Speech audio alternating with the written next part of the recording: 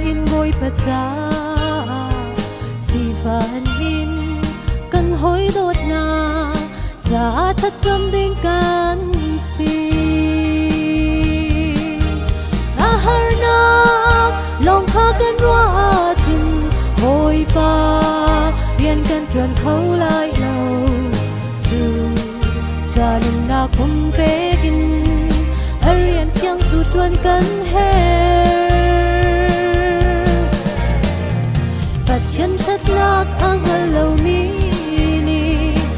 bên sông chu ăn châu về nát nàng là cây rong khát sớm buin liền tuân tu đình can si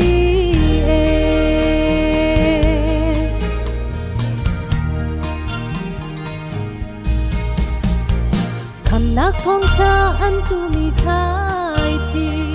van pang para ajan khô nát nga thì chiang ăn tôi em mệt li chiều khát ăn nôn tiếng aliam sẽ tân tân nát ram chu rô đinh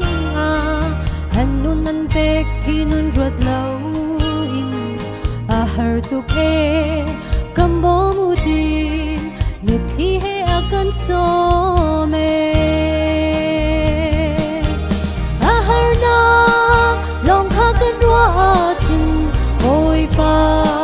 riêng cần truyền khâu lại lâu dù cha nên na cùng bé kinh riêng chẳng dù truyền cần hết và chân chất ngát ang thân lâu mi bên sung chu ăn châu về nát lăng lệ cây rong khát sớm buin riêng truyền tu đình can si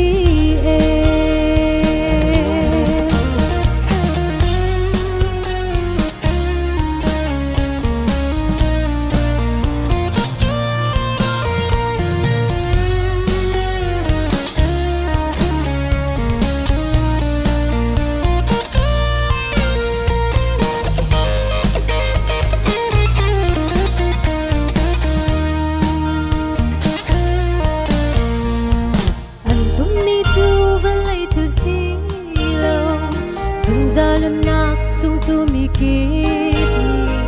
tu na se tin khazam tu in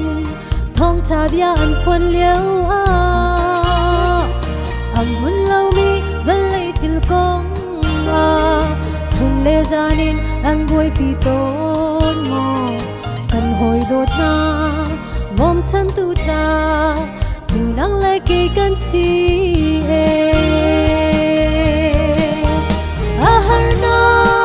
lòng kha cần roa chung ngồi pa riêng cần truyền khâu lại lâu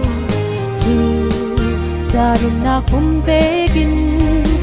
riêng chẳng dù truyền cần hết và chân chất ngát ang lâu mi bên sông chu ăn châu về nát nàng lệ cây rong khát sớm buin riêng truyền tu đình can si